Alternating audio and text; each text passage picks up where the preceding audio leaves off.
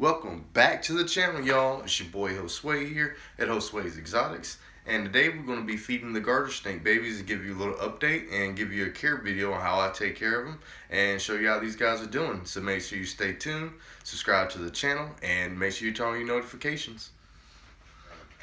So as you guys already know, a couple weeks ago my garter snakes actually had babies, which just surprised me, but more or less I still love snakes just the same, so I decided I was going to take care of them for a little while till I can find somebody I can give them to. So basically, the most important thing for these guys is you got to make sure you have a pretty good setup for them. It's going to be the same thing as a normal sized garter snake, but scaled much smaller. So yeah, hold on one second, I'll show you guys what it looks like. Alright, so for the bin that I chose, I'm obviously not using an aquarium with these guys because I'm going to be upgrading them to a bigger enclosure pretty soon. I just got a locking lid that I found at the dollar store. I don't exactly know the size. Let's see. Sorry, I got lights in the way, but it is a Sterilite latching box, 16 and a quarter by 11 and a quarter, 25 quart or 24 liter tub that I chose to use for these little guys. Like I said, just because it's easier to clean up and it's actually fairly cheaper to actually go with the tubs. So as far as like decor and stuff like that with baby snakes, you really don't have to do too much. As far as what I have is, I just normally give them like a little cork round that I throw in there. Maybe a little bit of leaves. Something like this. And I give these guys a water bowl. So as far as a water bowl goes, I just chose to use the top of a deli cup because with garter snakes, with them being so small as babies, they can be prone to drowning if you put them in too big of a water bowl. So I try to keep it small and make sure they always have to have a hide. And you know, then the leaves are pretty much just for enrichment, just so that way they can have a little something to kind of move around on top of, and you know, just do snake stuff. I mean, the care is fairly simple for these guys. I mean, just like you would a normal sized snake, but just like I said, everything's pretty much a whole lot smaller. But they still make really good pets, and I can't wait to see what these guys actually look like when they grow up. So as far as feeding goes, I pretty much feed them worms every 2 or 3 days that I cut up in sections and just do that. And that's probably the easiest way to do them until they can get a little bit bigger. That way you can actually switch them over to eating frozen thawed rodents if you choose to, or howsoever. As far as temperature gradients, I still try to keep an ambient temperature around 85 degrees for these guys. Since they don't really have a heat mat, what I like to do for heating, I'll put them next to one of my tanks that actually has a heat lamp next to it, and they get some of that radiant heat coming off of that too as well. And one thing that I forgot to mention about these locking lids, especially using tubs in general, just because they're not open, what I did is I put a whole lot of small little holes all over the lid. You can also put holes on the actual bin itself, but like I said, with baby garter snakes, they're going to have to be really small holes because these are really small snakes. So emphasis on the really part. I know I've said it like 3 or 4 times. It's kind of weird, but you know, have to put emphasis on that small holes, because you definitely don't want to let these guys get out, because if they actually get out, you're probably not going to find them. As small as they are and as active as they are, the snake can be anywhere and in anything possible. So yeah, that's pretty much it for the setup with the tubs and all. Just make sure you secure it back up, lock your lid top, and observe your animals. Alright, so what I like to do with the worms, I like to go ahead and take me a couple pieces and snip them up for the babies.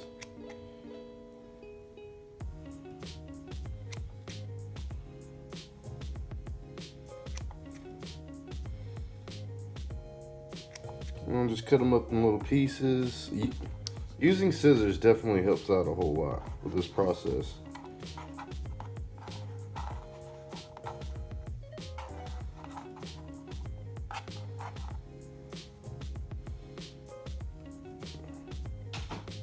once again, small pieces.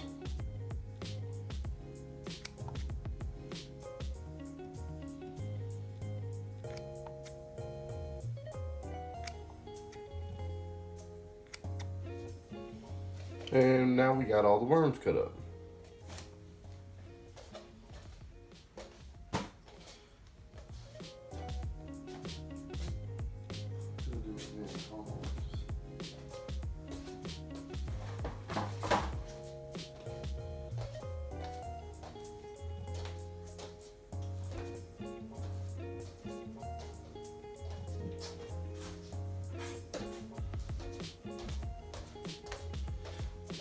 So now that we got all the worms cut up, I move this out the way. So to actually feed the snakes, I go ahead and pull everything out the enclosure.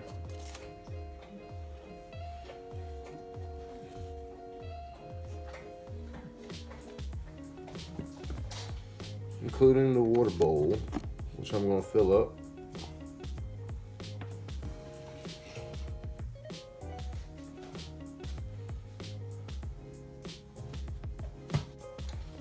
And then I take my piece of worm and I try to get one of them to bite into it. Normally if you put it just in front of their face, they'll go ahead and take it.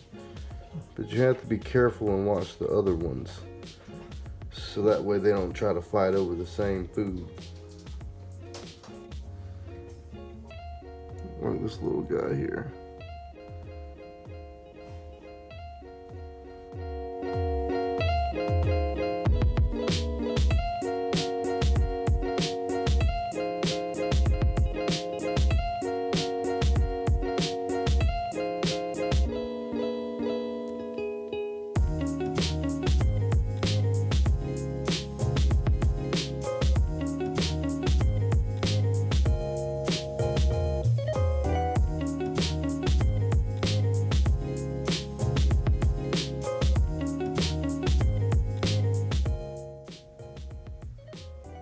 And as you can tell, they take the food fairly easy.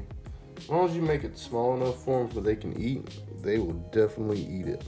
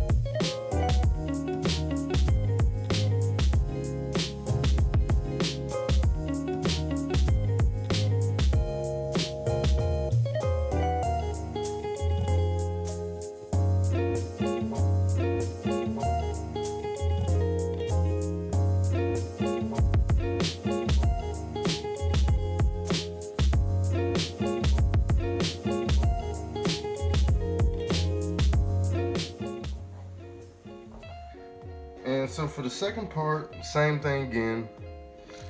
For group number 2 of the garter snakes, I'll just go ahead and pull everything out of the enclosure. So that way we'll make sure we know where they're all at.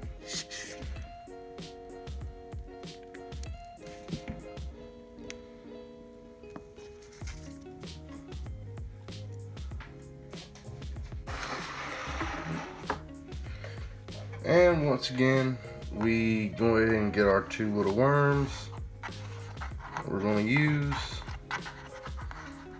If I can pick them up, that is. And we go ahead and snip them in little pieces as well.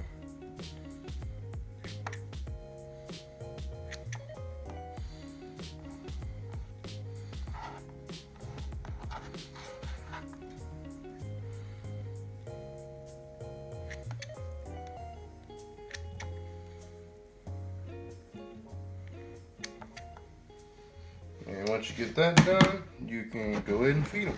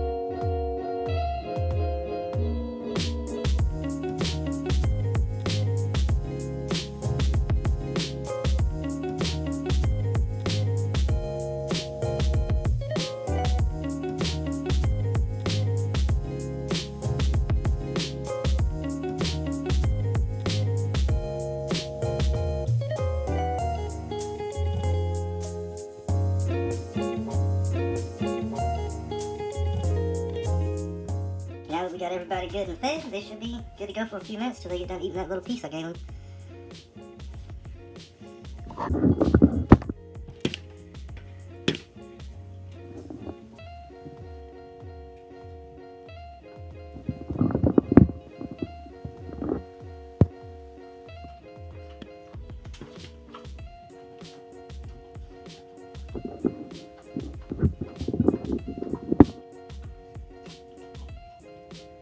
All the fat little noodles.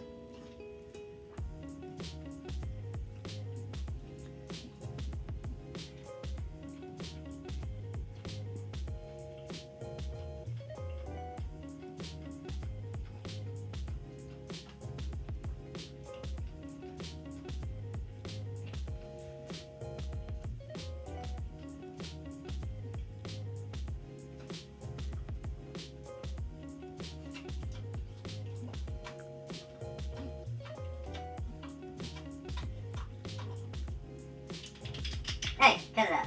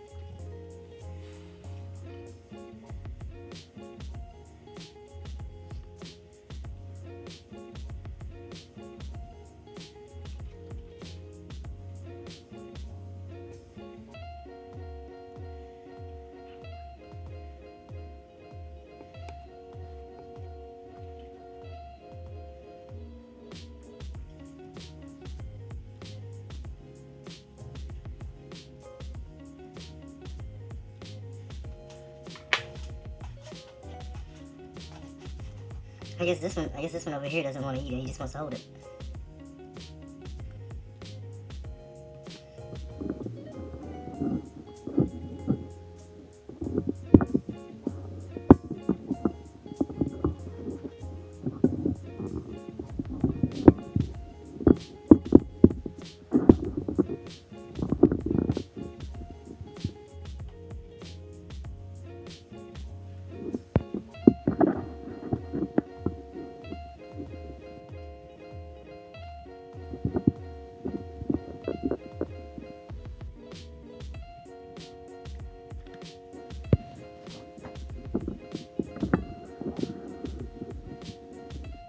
You can see all the fat little stomachs.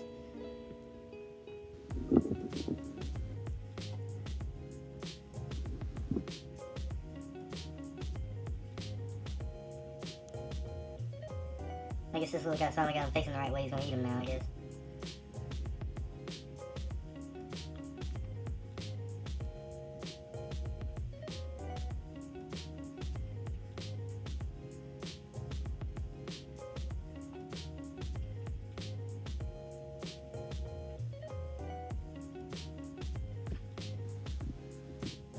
So yeah, guys, I'm really enjoying the setup and how everything's going with the baby garter snakes.